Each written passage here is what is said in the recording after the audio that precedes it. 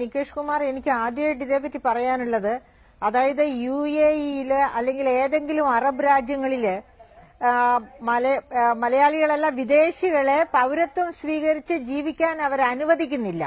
അങ്ങനെ അനുവദിക്കുന്നില്ല എന്നുള്ളത് ആ രാജ്യങ്ങളുടെ മഹത്വമായിട്ട് നാം കണക്കാക്കേണ്ടതില്ലല്ലോ.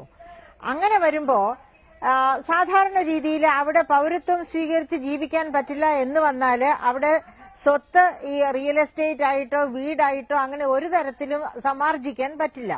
അപ്പോ സാധാരണ രീതിയിൽ അവരുടെ ആവശ്യങ്ങൾക്കുള്ളത് അവിടെ ചെലവഴിച്ച് ബാക്കി നാട്ടിലേക്ക് അയക്കുകയാണ് കരണീയമായിട്ടുള്ളത്. അപ്പൊ അതാണ് ഇന്ത്യക്കാർ ചെയ്തുകൊണ്ടിരിക്കുന്നത്, മലയാളികൾ ചെയ്തുകൊണ്ടിരിക്കുന്നത്. ഇനി വേറൊരു വളരെ പ്രധാനപ്പെട്ട ഇതുമായിട്ട് ബന്ധപ്പെടുത്തി നമുക്ക് ചിന്തിക്കേണ്ടത്, നേരത്തെ താങ്കൾ തന്നെ പറഞ്ഞു 45 ലക്ഷത്തോളം വ്യവസായങ്ങള് UAE ഇന്ത്യക്കാരുടേതായിട്ടുണ്ട് എന്ന്. അതിൽ നല്ലൊരു ഭാഗം മലയാളികളുടേതും ആയിരിക്കും. പക്ഷേ ഈ മലയാളികളോ അല്ലെങ്കിൽ ഇന്ത്യക്കാരോ നടത്തുന്ന വ്യവസായങ്ങളൊന്നും തന്നെ അവരുടെ പേരിലല്ല നടത്തുന്നത്. അവര് യഥാർത്ഥത്തിലെ UAE പൗരന്മാരാണ്. അതിന്റെ ഓണേഴ്സ് ആയിട്ട്, അതായത് മുതൽ മുടക്കും മറ്റെല്ലാ കാര്യങ്ങളും ഈ പറയപ്പെട്ട പ്രവാസികൾ ചെയ്യുമ്പോൾ അതിന്റെ ഓണർഷിപ്പ് നിക്ഷിപ്തമായിരിക്കുന്നത് UAE പൗരന്മാരിലാണ്. അപ്പോ വിസ കണ്ടുകെട്ടിയിട്ട് ഏതെങ്കിലും ഒരു സുപ്രഭാതത്തിൽ അല്ലെങ്കിൽ ഏതെങ്കിലും ഒരു ദിവസം പ്രശ്നങ്ങൾ ഉണ്ട്.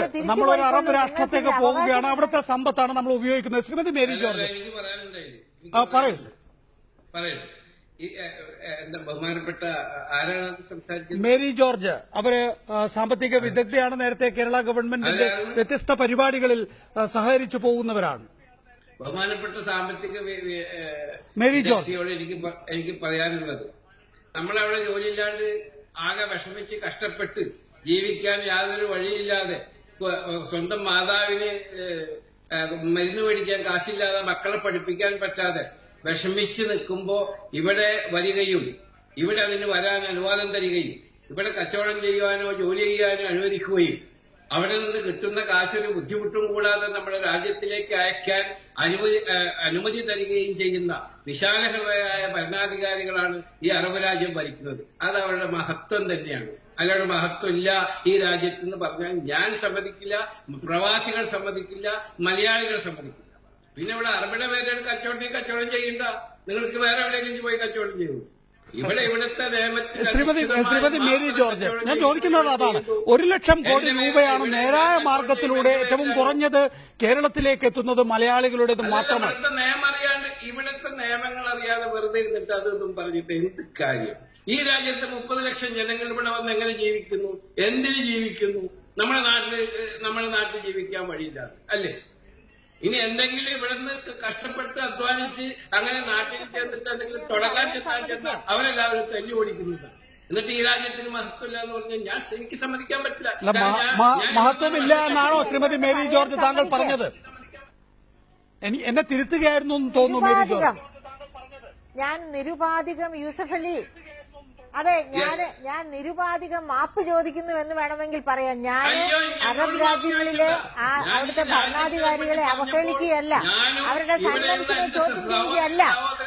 പക്ഷേ അതോടൊപ്പം തന്നെ ഒന്ന് മനസ്സിലാക്കണം, സത്യമല്ലാതാകുന്നില്ല. സത്യമല്ലാതാകുന്നില്ല. അല്ലാതെ ഞാൻ ആരെയും അവഹേളിച്ചതല്ല. ഞാൻ ഗൾഫ് രാജ്യങ്ങളിൽ പോയി ജോലി ചെയ്തിട്ടുള്ള ധാരാളം ബന്ധുക്കളും സുഹൃത്തുക്കളും. 5114 നിങ്ങൾക്ക് നിയമം ആദ്യം ഇവിടുത്തെ പഠിക്കണം. 5114 ആർക്കും ഇവിടെ ലൈസൻസ് എടുക്കാം, നമ്പർ 1. നമ്പർ 2, ഇവിടെ ഫ്രീ സോണുകളുണ്ട്, നിങ്ങൾക്ക് 100% ലൈസൻസ് എടുക്കാം. നിങ്ങൾക്ക് അഥവാ വല്ല ലാൻഡ് വേണമെങ്കിൽ ഫ്രീ സോൺ ഏരിയകളുണ്ട്, ആ ഫ്രീ സോൺ ഏരിയകളിൽ നിങ്ങൾക്ക് ലാൻഡ് മേടിക്കാം. പാം, ജുമൈറ അങ്ങനത്തെ സ്ഥലങ്ങളിൽ നിങ്ങൾക്ക് വീട് മേടിക്കാം. ഇതൊക്കെ പറയണം. ഞാൻ നിരവധികം അപ്പം എന്റെ സഹോദരൻ നിങ്ങൾ തെറ്റിദ്ധരിക്കരുത്. ഈ മഹത്വമില്ല എന്ന് പറയുമ്പോൾ ലോകം മുഴുവൻ കേട്ടുകൊണ്ടിരിക്കുകയാണ്. അപ്പൊ ഈ രാജ്യത്തെ ഭരണാധികാരികൾ ഈ രാജ്യവും മഹത്വമുള്ളതായത് കൊണ്ടാണ് നമ്മളിവിടെ സുഖമായിട്ട് ജീവിക്കുന്നത്. എല്ലാ മാസവും അവർ ഗൾഫിൽ നിന്ന് കാശ് അയച്ചിട്ടില്ലെങ്കിൽ നിങ്ങൾ സാമ്പത്തിക വിദഗ്ധയാണ്. എന്തായിരിക്കും ഇന്ന് കേരളത്തിന്റെ സ്ഥിതി? അതാണ് ഒന്ന് ദയവായി തുടരുക.